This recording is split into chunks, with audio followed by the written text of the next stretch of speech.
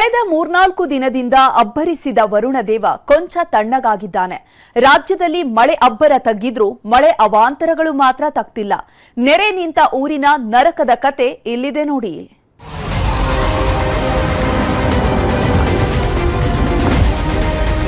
ಮಳೆ ಮಾಡಿದಂತ ಅವಾಂತರಗಳು ಅಷ್ಟಿಷ್ಟಲ್ಲ, ಅಲ್ಲಲ್ಲಿ ಗೋಡೆ ಕುಸಿದು ಹಲವು ಹಾನಿಗಳು ಆಗಿದೆ. ಈಗಾಗಲೇ ಕಾಫಿನಾಡು ಚಿಕ್ಕಮಗಳೂರು ಜಿಲ್ಲೆಯಲ್ಲಿ 2 ಸಾವುಗಳು ಸಂಭವಿಸಿವೆ. ಅದು ಮರ ಬಿದ್ದು. ಮುಂಗಾರು ಮಳೆಯ ಅಬ್ಬರಕ್ಕೆ ಕರುನಾಡು ಅಕ್ಷರಶಃ ಕಂಗಾಲಾಗಿ ಹೋಗಿದೆ. ಕಳೆದ 3-4 ದಿನದಿಂದ ಬಿಟ್ಟು ಬಿಡದೆ ಸುರಿದ ಮಳೆಗೆ ಊರೂರಲ್ಲೂ ನೆರೆ ನರಕ ಸೃಷ್ಟಿಯಾಗಿದೆ. ಅದರಲ್ಲೂ ಕರಾವಳಿ ಮಲೆನಾಡಿನಲ್ಲಂತೂ ಮಳೆಯ ಸುನಾಮಿಯೇ ಎದ್ದಿದೆ. ರಾತ್ರಿ ಅಂತಿಲ್ಲ, ಹಗಲು ಅಂತಿಲ್ಲ, ಎಡೆಬಿಡದೆ ಸುರಿದ ಮಳೆರಾಯ ಜನರ ಬದುಕನ್ನ ಹಿಂಡಿ ಹಿಪ್ಪೆ ಮಾಡಿದ್ದಾನೆ. ಮಂಗಳೂರಲ್ಲಿ ಮಳೆ ಅಬ್ಬರ ಸ್ವಲ್ಪ ಮಟ್ಟಿಗೆ ತಗ್ಗಿದ್ರೂ ಮಳೆ ಅವಾಂತರಗಳು ಮಾತ್ರ ನಿಲ್ತಿಲ್ಲ.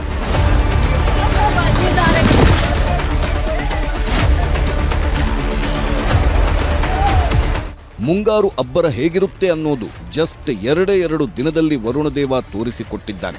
ದಕ್ಷಿಣ ಕನ್ನಡ ಜಿಲ್ಲೆಯ ಸುಳ್ಯ, ಪುತ್ತೂರು, ಕಡಬ ಸೇರಿದಂತೆ ಬಹುತೇಕ ಎಲ್ಲಾ ಭಾಗಗಳಲ್ಲೂ ಭಾರೀ ಮಳೆಯಾಗಿದೆ. ಸುಳ್ಯದಲ್ಲಿ ಮೇಲಿಂದ ಮೇಲೆ ರಸ್ತೆ ಮೇಲೆ ಮಣ್ಣು ಕುಸಿತಿದ್ದು ವಾಹನ ಸವಾರರು ಪರದಾಡುತ್ತಿದ್ದಾರೆ.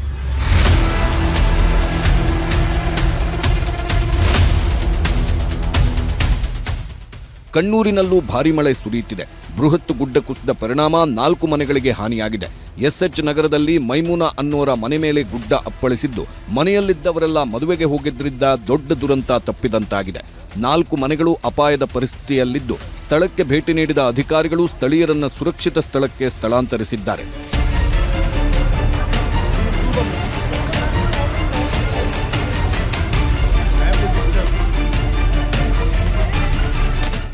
ಮಂಗಳೂರಲ್ಲಿ ಮಳೆರಾಯ ಸೃಷ್ಟಿಸುತ್ತಿರೋ ಅವಾಂತರಗಳು ಒಂದೆರಡಲ್ಲ.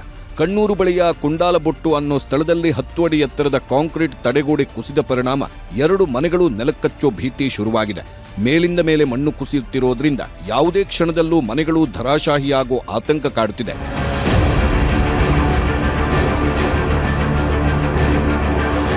ಮಂಗಳೂರು ನಗರದ ಕಣ್ಣೂರಿನ ಕುಂಡಾಲಬೊಟ್ಟು ಎಂಬ ಪ್ರದೇಶದಲ್ಲಿ ಇದ್ದೇವೆ. ನೀವು ದೃಶ್ಯಗಳಲ್ಲಿ ಗಮನಿಸ್ತಾ ಹೋದರೆ ಸುಮಾರು 10 ಅಡಿ ಎತ್ತರದ ಕಾಂಪೌಂಡ್ ವಾಲ್ ನೇರವಾಗಿ ಕೆಳಭಾಗದ ಮನೆಗೆ ತಾಗಿ ನಿಂತಿರುವಂಥದ್ದು. ಮಳೆ ಮತ್ತಷ್ಟು ತೀವ್ರವಾದರೆ ಈ ಕಾಂಪೌಂಡ್ ವಾಲ್ ಕುಸಿದು ಕೆಳಭಾಗದ ಮನೆ ಸಂಪೂರ್ಣವಾಗಿ ನಾಮಾವಶೇಷ ಆಗುವಂಥ ಸಾಧ್ಯತೆಗಳು ಕೂಡ ಇದೆ. ಕೆಳಭಾಗದಲ್ಲಿ ಸುಮಾರು 4ಕ್ಕೂ ಹೆಚ್ಚು ಮನೆಗಳು ಈಗ ಅಪಾಯದ ಸ್ಥಿತಿಯಲ್ಲಿ ಇರುವಂಥದ್ದು. ಹಾಗಾಗಿ ಈ ಸ್ಥಳಕ್ಕೆ ಭೇಟಿ ನೀಡಿದಂತಹ ಅಧಿಕಾರಿಗಳು ಆ ಕೆಳಭಾಗದ ಮನೆಯ ನಿವಾಸಿಗಳನ್ನ ಸ್ಥಳಾಂತರಕ್ಕೆ ಸೂಚನೆ ಕೊಟ್ಟಿದ್ದಾರೆ.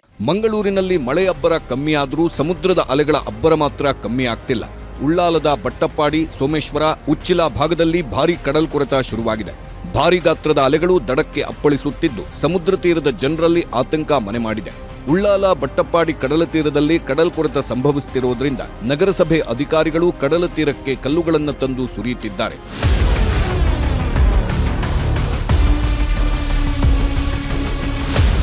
ಉತ್ತರ ಕನ್ನಡ ಜಿಲ್ಲೆಯಲ್ಲೂ ಜೋರು ಮಳೆಯಾಗ್ತಿದೆ.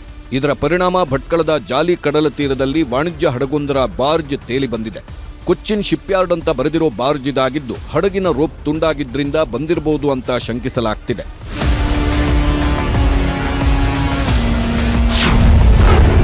ಚಿಕ್ಕಮಗಳೂರಲ್ಲಿ ಅಲ್ಲೋಲ ಕಲ್ಲೋಲ ಸೃಷ್ಟಿಸುತ್ತಿದೆ ಮಳೆ. ನೆಲಕ್ಕಚ್ಚಿದ ಮನೆ, 100 ಜನರ ಬದುಕು ತತ್ತರ. ಚಿಕ್ಕಮಗಳೂರು ಜಿಲ್ಲೆಯಲ್ಲೂ ವರುಣದೇವ ಅಬ್ಬರಿಸಿ ಬೊಬ್ಬಿರಿಯುತ್ತಿದ್ದಾನೆ. ಬಿರುಗಾಳಿ ಮಳೆ ಆರ್ಭಟಕ್ಕೆ ಕಳಸ ತಾಲೂಕಿನ ಗಾಂಧಿನಗರದಲ್ಲಿ ಬೃಹತ್ ಮರವೊಂದು ಮನೆ ಮೇಲೆ ಉರುಳಿ ಬಿದ್ದಿದೆ. ಇದರ ಪರಿಣಾಮ ಮನೆಯ ಮೇಲ್ಛಾವಣಿ ಪುಡಿಪುಡಿಯಾಗಿದ್ದು ಮಹಿಳೆಯೊಬ್ಬರಿಗೆ ಗಂಭೀರ ಗಾಯಗಳಾಗಿವೆ. ಈ ಗೋಡೆ ಗೀಡೆ ಎಲ್ಲ ಹೋಗಿದೆ, ಪೆಟ್ಟಾಗಿದೆ, ತಲೆಗೆ ಪೆಟ್ಟಾಗಿದೆ, ಹಾಸ್ಪಿಟ್ಲ್ ಕರ್ಕೊಂಡು ಹೋಗಿದೆ. ಒಳಗಡೆ ನೋಡಕ್ಕಿಲ್ಲ, ಎಲ್ಲ ಪುಡಿಯಾಗಿ ಹೋಗಿದೆ. ಚಿಕ್ಕಮಗಳೂರಲ್ಲಿ ಮಹಾಮಳೆಯ ಜೊತೆಗೆ ಬಿರುಗಾಳಿ ಅಬ್ಬರವೂ ಜೋರಾಗಿದೆ. ಇದರ ಪರಿಣಾಮ ಕಡೂರು ಮಂಗಳೂರು ರಾಷ್ಟ್ರೀಯ ಹೆದ್ದಾರಿ 173ರಲ್ಲಿ ಮರಗಳ ಕಂಟಕ ಶುರುವಾಗಿದೆ. ಈಗಾಗಲೇ ಮರ ಬಿದ್ದು 2 ಪ್ರಾಣವೇ ಹೋಗಿದೆ.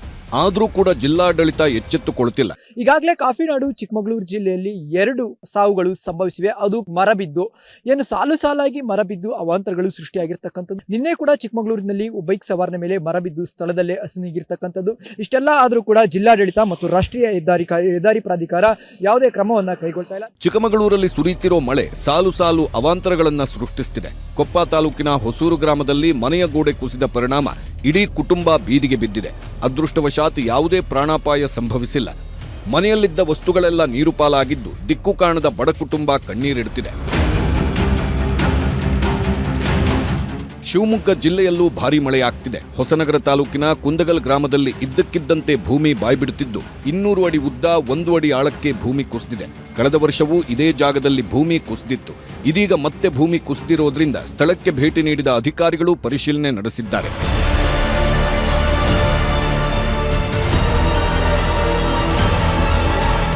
ಶಿವಮೊಗ್ಗದ ಹುಲಿಕಲ್ ಘಾಟ್ನಲ್ಲೂ ರಸ್ತೆ ಕುಸಿಯೋದಕ್ಕೆ ಶುರುವಾಗಿದೆ. ಭೂಕುಸಿತವಾದ ಜಾಗದಲ್ಲಿ ಲಾರಿಯೊಂದು ಕೆಟ್ಟು ನಿಂತಿದ್ದು ಭಾರೀ ಟ್ರಾಫಿಕ್ ಜಾಮ್ ಏರ್ಪಟ್ಟಿತ್ತು. ಯಾವ ಕಡೆ ಹೋಗೋದಕ್ಕೂ ಜಾಗ ಇಲ್ಲದೆ ನೂರಾರು ವಾಹನಗಳು ನಿಂತಲ್ಲೇ ನಿಂತಿದ್ದವು.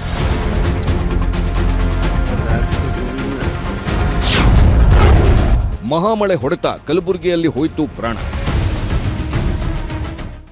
ಕಲಬುರಗಿ ಜಿಲ್ಲೆಯಲ್ಲೂ ಭಾರೀ ಮಳೆಯಾಗ್ತಿದೆ. ಗುಡೂರ ಎಸ್ಎ ಗ್ರಾಮದಲ್ಲಿ ಮನೆಗೋಡೆ ಕುಸಿದು 10 ವರ್ಷದ ಬಾಲಕ ಸಾವನ್ನಪ್ಪಿದ್ದಾನೆ. ಮನೆಯವರೆಲ್ಲ ಹೊಲಕ್ಕೆ ಹೋಗಿದ್ದರಿಂದ ಅಜ್ಜಿ ಮೊಮ್ಮಗ ಮಾತ್ರ ಮನೆಯಲ್ಲಿದ್ರು. ಈ ವೇಳೆ ಗೋಡೆ ಕುಸಿದು ಬಿದ್ದಿದ್ದು ಮೊಮ್ಮಗ ಸ್ಥಳದಲ್ಲೇ ಸಾವನ್ನಪ್ಪಿದ್ರೆ ಅಜ್ಜಿ ಸ್ಥಿತಿ ಚಿಂತಾಜನಕವಾಗಿದೆ. ಮಹಾರಾಷ್ಟ್ರದ ಪಶ್ಚಿಮ ಘಟ್ಟದಲ್ಲಿ ಸುರಿಯುತ್ತಿರೋ ಮಹಾಮಳೆ ಬೆಳಗಾವಿ ಜನರನ್ನ ತೊಯ್ದು ತೊಪ್ಪೆ ಮಾಡುತ್ತಿದೆ. ಕೃಷ್ಣಾ, ದೂದ್ಗಂಗಾ, ವೇದಗಂಗಾ ಹಾಗೂ ಹಿರಣ್ಯಕೇಶಿ ನದಿ ನೀರಿನ ಮಟ್ಟ ಕ್ಷಣಕ್ಕೂ ಏರಿಕೆಯಾಗ್ತಿದೆ. ಇದರ ಪರಿಣಾಮ ಚಿಕ್ಕೋಡಿ ಉಪವಿಭಾಗ ವ್ಯಾಪ್ತಿಯ 6 ಕೆಳಹಂತದ ಸೇತುವೆ ಮತ್ತೆ ಮುಳುಗಡೆಯಾಗಿವೆ. 12 ಗ್ರಾಮಗಳ ಸಂಪರ್ಕ ಬಂದಾಗಿದ್ದು ಜನ ಪರದಾಡುತ್ತಿದ್ದಾರೆ.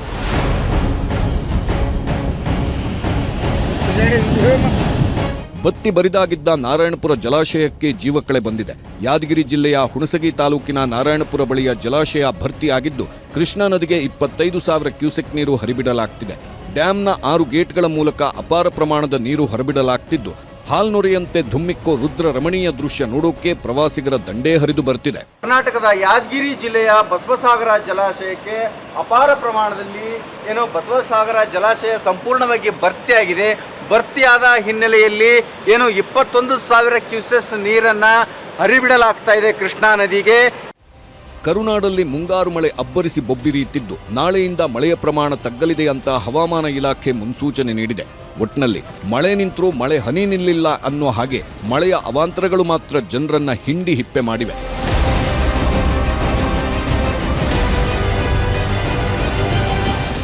Bureau report, news 18.